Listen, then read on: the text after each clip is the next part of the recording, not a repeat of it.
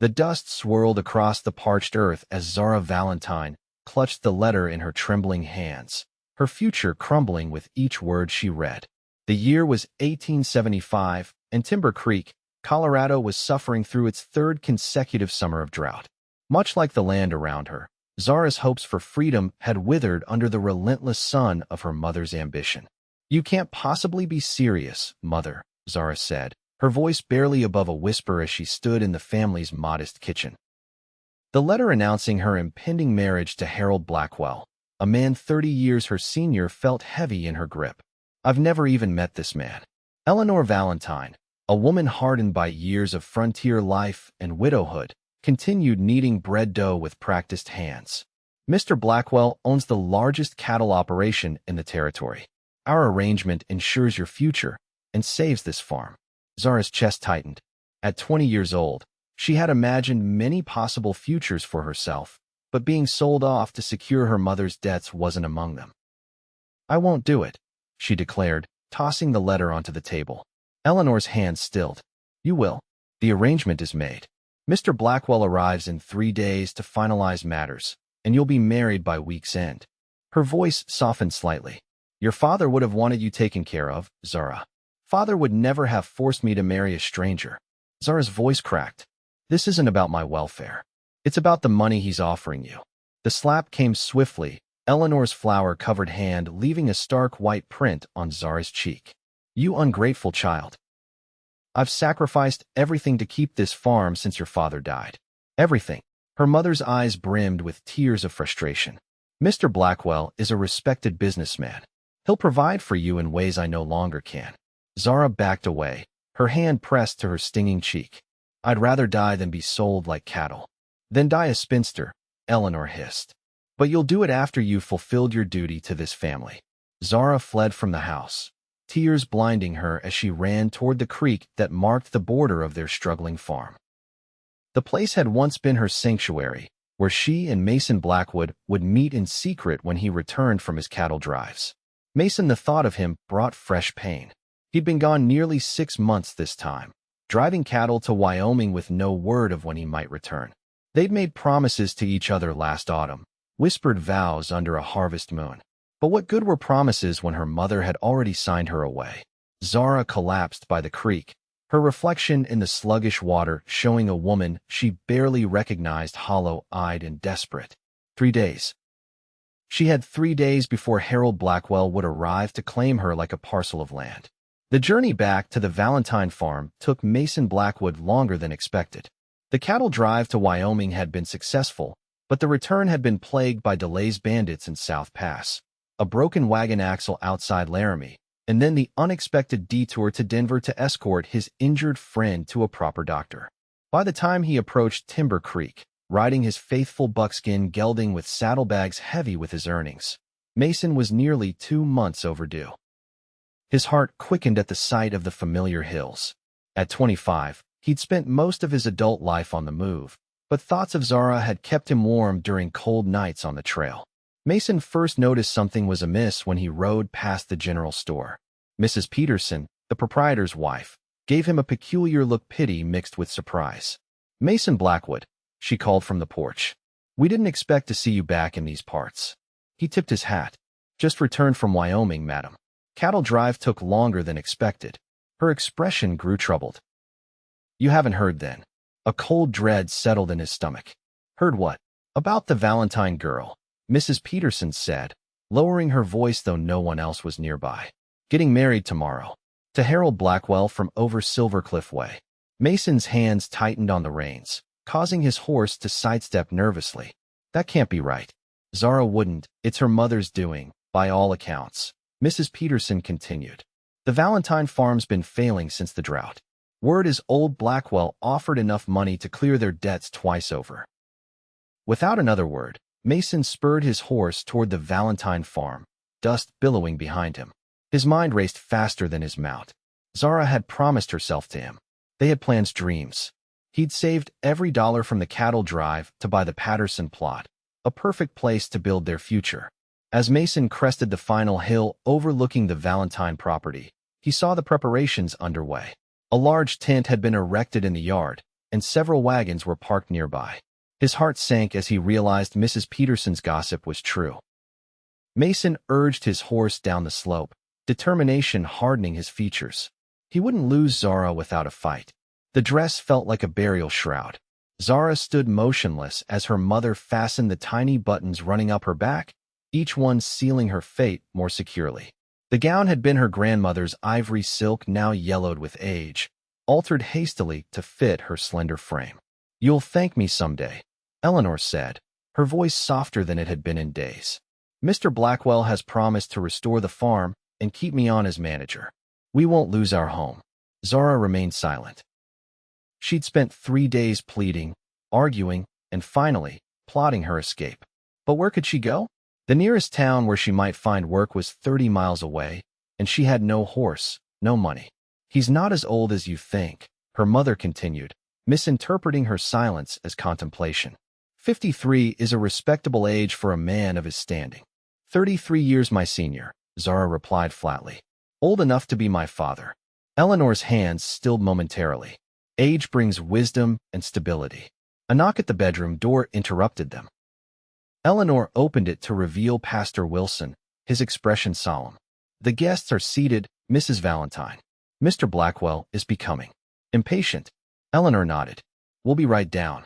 As the pastor departed, Zara turned to face her mother, making one final plea. "If you ever loved me, if you ever loved Father, don't make me do this." For a moment, uncertainty flickered in Eleanor's eyes. Then she squared her shoulders. "Love doesn't put food on the table or save a farm. Your father taught me that when he died and left us with nothing but debts." She handed Zara a small bouquet of wildflowers. "It's time." Zara followed her mother downstairs, each step feeling like she was walking to the gallows. The main room had been cleared of furniture, filled instead with chairs occupied by neighbors and acquaintances, people who had watched her grow up, now witnessing her being traded away.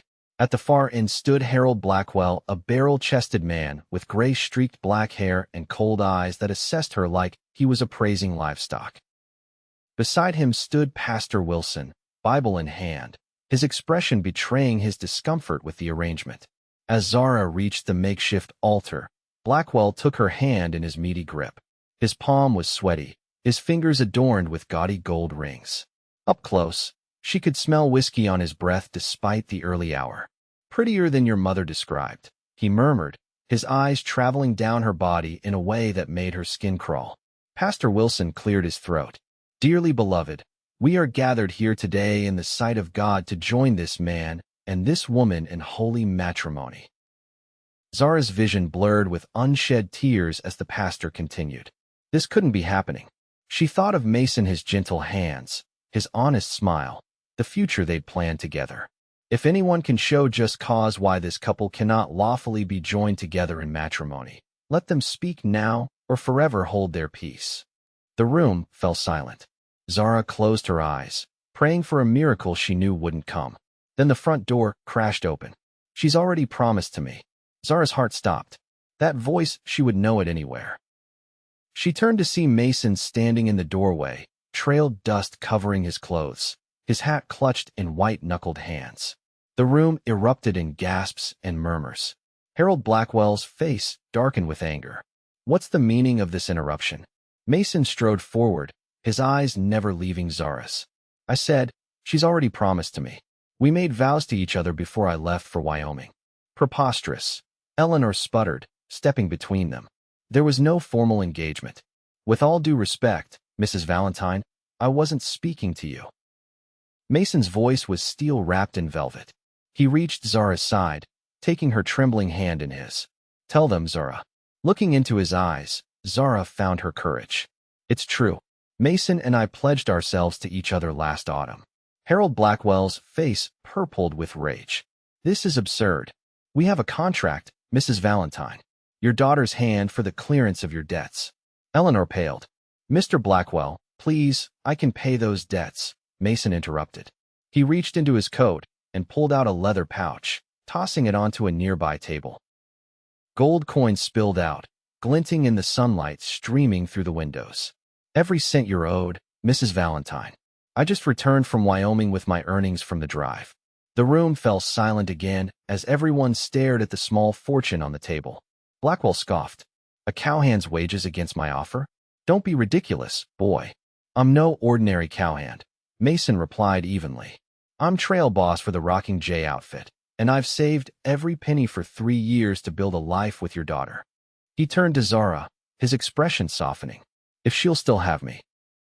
Before Zara could respond, Blackwell lunged forward, grabbing her arm. This is outrageous. We had an agreement. Mason's hand shot out, gripping Blackwell's wrist. Take your hands off her. The tension in the room crackled like lightning before a storm. Pastor Wilson stepped forward, closing his Bible with a snap. Gentlemen, this is a house of God, not a saloon. I suggest we all take a moment to calm ourselves. Eleanor looked between the bag of gold and Harold Blackwell, calculation evident in her eyes. Perhaps we've been hasty, Mr. Blackwell. Hasty? Blackwell spluttered. You signed a contract. A contract made under duress, Mason countered. Forcing a woman to marry against her will isn't legal, even out here. Murmurs of agreement rippled through the assembled guests. Zara felt strength returning to her limbs as she pulled free from Blackwell's grasp. I never agreed to this marriage, she said clearly. My mother arranged it without my consent. Blackwell's eyes narrowed. You ungrateful. Choose your next words carefully, Mason warned, stepping slightly in front of Zara. For a tense moment, Blackwell seemed ready to explode. Then, abruptly, he laughed a harsh, ugly sound.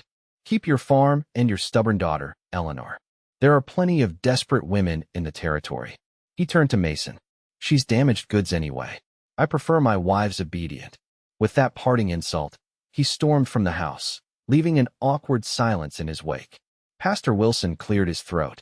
Well, I believe that concludes today's proceedings. He nodded to the guests.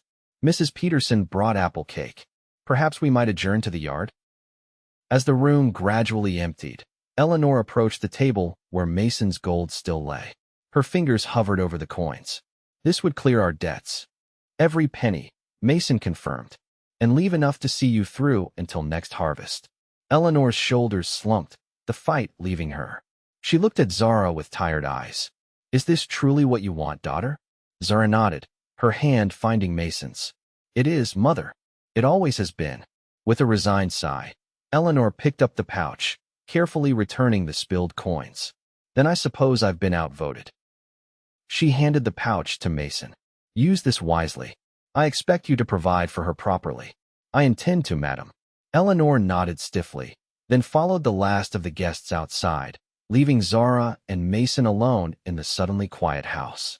You came back, Zara whispered, hardly daring to believe he was really standing before her. Mason's calloused hand gently cupped her cheek. I promised I would. I thought I'd lost you. Never, he vowed. Though it seems I nearly lost you. Zara threw her arms around him, burying her face against his chest. How did you know? How did you find out about the wedding? Mrs. Peterson at the general store, he explained, holding her tight. I rode straight here when I heard. He pulled back slightly to look into her eyes. I meant what I said, Zara. I have enough saved to buy that land by the river. We can build a house, start a ranch of our own. Zara's heart swelled with hope for the first time in days. As soon as you're ready. He glanced down at her wedding dress with a wry smile. Though you might want to change first. A laugh bubbled up from somewhere deep inside her, the first real laugh in what felt like forever. Give me 5 minutes. As Zara rushed upstairs to change, Mason stepped onto the porch, coming face to face with Eleanor Valentine. Her expression was unreadable as she studied him. You heard her, and gold or no gold, I'll hunt you down myself, she said quietly. Mason nodded solemnly. Yes, madam. She's all I have left of her father. I understand that. And I promise you, I'll spend my life making her happy. Eleanor regarded him for a long moment, then extended her hand. See that you do, Mr. Blackwood. Mason took her hand, sealing a different kind of contract than the one she'd made with Harold Blackwell. This one, he vowed silently, he would never break. The journey to their new life began the following morning. Mason had purchased a wagon in town before heading to the Valentine farm, anticipating they would need transportation for their new beginning. Now, as they loaded Zara's few possessions into it, reality was finally setting in. Are you certain about this? Eleanor asked as she handed Zara a small wooden box containing her mother's wedding ring and other family heirlooms. Town is only a day's ride away. You could stay there until the proper arrangements are made. Zara shook her head, placing the box carefully among her belongings. We've waited long enough, Mother.